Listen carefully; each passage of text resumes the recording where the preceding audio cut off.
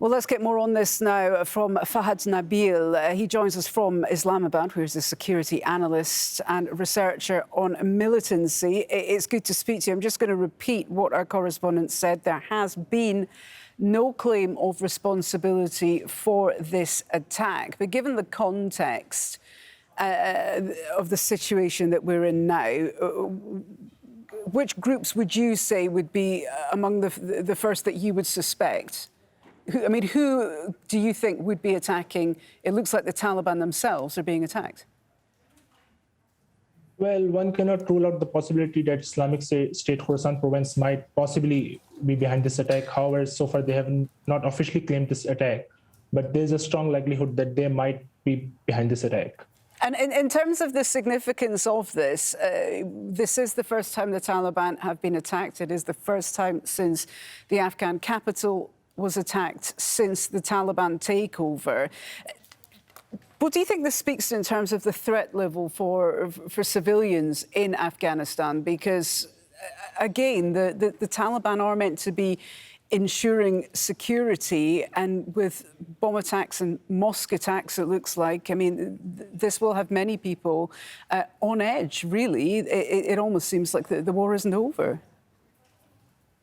Ever since the Taliban takeover, we have seen a surge of activity by Islamic State Khorasan province. However, this is the first high-profile attack since the Kabul airport attack by Islamic State Khorasan province.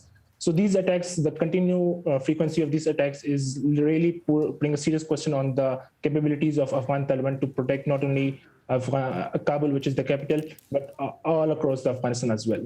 So how would you assess the Taliban's ability to protect civilians and to protect themselves from the type of attacks which, when they were at war, as part of the civil war, they were carrying out? Does this give them an advantage if they're using the same, their adversaries now are using the same tactics that arguably they used?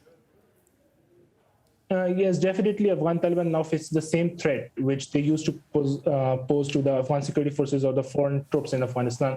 So it is important for them to realize this fact that they have to move from this insurgency mode to now governance mode, where they have to ensure, they have to isolate, locate the sleeper cells of Islamic State Khorasan province. There have been an operation a few days ago in Kabul. So they have to continue to locate, isolate the elements of Islamic State Khorasan province in order to deal with this threat. And do you think they will be able to deal with it? They obviously have a country to run, which they're learning how to do very quickly. They've been thrown in the deep end, if you like, when it comes to running the country. Do they have the resource, the ability to undertake the second mammoth task when it comes to tackling insurgent groups like this?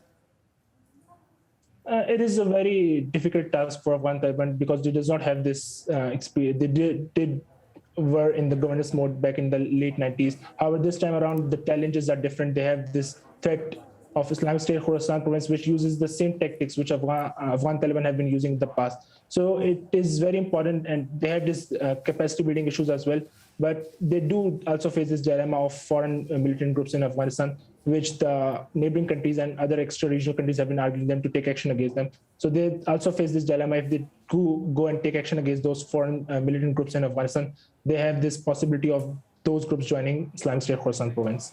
And just how powerful are ISIL-K? Again, we still don't know who carried out this attack, but as a group, are they more powerful than perhaps people have thought them to be? Is there a chance that not just the Taliban but other world powers are underestimating how strong this group is?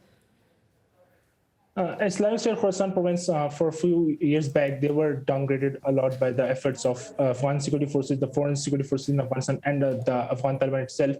But over the past years or so, it we have witnessed a resurgence of their activities. So it continues to pose a threat, and one can say that the threat of Islamic State Khorasan province has been largely underestimated. OK, Fahad Nabil, we're out of time, but great to get your thoughts. Thank you so much for joining us from Islamabad. Thank you.